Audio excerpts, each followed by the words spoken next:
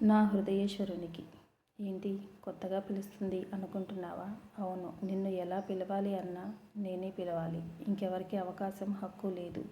ఈ రాత్రి ఈ గదిలో 4 గోడల మధ్యలో నాలోని ఈ అనంతమైన భావాలను ఒంటరిగా నేను అనుభవించలేక, ఎవరితోనూ పంచుకోలేక, కదిలే కాలాన్ని ఆపలేక, కరిగే కన్నీటిని ఆపే ప్రయత్నంలో ఇంకో ప్రేమ లేఖతో నీ ముందు నా అంతరంగ ఆవిష్కరణ. ఇప్పుడు నాకు నేనే నచ్చడం లేదు. నాది కాని దాన్ని కోరుకోవడం, నాలో కలుపుకోవాలని అనుకోవడం, దానికి కారణం కూడా నువ్వే.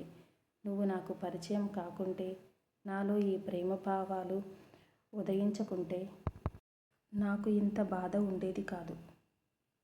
నువ్వు రావని తెలుసు. ప్రతిరోజు అడుగుతాను ఎప్పుడు వస్తావని. ఎంత పిచ్చిగా ఆలోచిస్తున్నాను కదా. ఈరోజు ఆకాశంలో కదులుతున్న మబ్బుల్ని చూస్తూ, అందులో ఎక్కడైనా నీ రూపం కనిపిస్తుందేమో అని అలా రోజంతా చూస్తూ కూర్చున్నా. హార్ట్ఫుల్గా కోరుకుంటే ఏదైనా జరుగుతుంది. నేను కొన్ని ఎక్స్పీరియన్స్ చేశాను. ఇప్పుడు కూడా కోరుకుంటున్నాను. నా చివరి శ్వాసలోపు నిన్ను కలవాలి అని. రోజులో ఎన్నోసార్లు నీ రూపాన్ని తలుచుకొని నీతో మాట్లాడుతాను.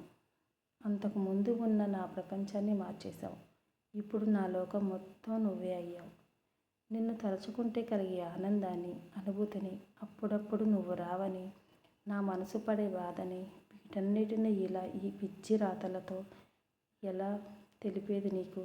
నేను రాసుకున్న లేఖలలో ఎంత అనుభూతి, ఆనందం, విరహం, బాధ, కన్నీళ్ళు ఉన్నాయో అవన్నీ నా హృదయ స్పందనలే అని నీ హృదయానికి తెలియడం లేదా?